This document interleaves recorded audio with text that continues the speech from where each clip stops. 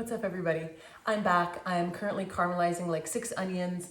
I am trimming and cleaning and chopping about 20 bunches of herbs right now as I prepare my menu for Nowruz, the Persian New Year, which is celebrated on the spring equinox this weekend.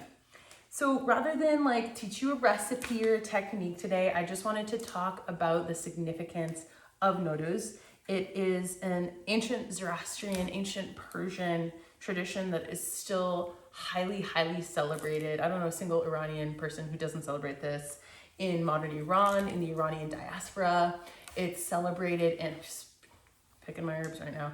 It is celebrated in Afghanistan. It is celebrated in parts of Azerbaijan and other areas that are kind of former territories of the Persian Empire that have really held on to this tradition.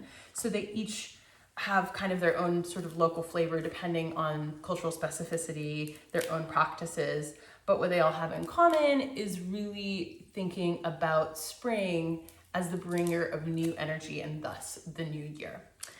For Persian tradition, there's a few ways that we honor Nowruz. One is, we'll take a look at my altar in a second, but we set up an altar called a haft scene, which means 7 S's. And it's called that because you have to have these 7 items that start with S that are all anchoring in these different kind of energies you want to experience for Nowruz. So that could be like rebirth and new life. It could be beauty, it's health, prosperity, really anything that kind of aligns to this idea of moving forward, of kind of honoring the sun and its extended time with us and coming out of hibernation. So that's one of my favorite parts. The other way is generally you have a party of some kind, maybe it's a lunch, maybe it's a night party, whatever, and you're gonna eat certain foods on that day.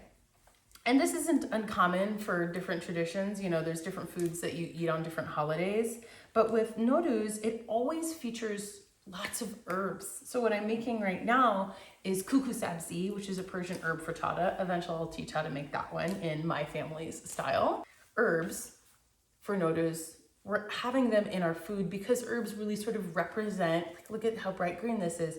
Herbs really represent rebirth and renewal and new life, right? You look at a like huge thing of dill like this and you kind of can't help but think of grass and think of vibrancy. So in eating these things, it's not just we're honoring them because we see it on the menu, we see it on the table. I tend to think of it as and experience it as, in a way, our body is an altar. And we are honoring these energies that we're trying to anchor and experience both physically and spiritually, if you will, by eating these foods that have passed down in our lineage.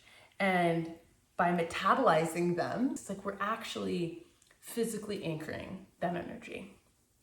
So maybe that was a little witchy for your taste. Take it or leave it. Either way, the reason we have so many herbs on Persian New Year is because we're really honoring that freshness, that new start, that forward movement and propulsion and coming out of hibernation that is so associated with this time.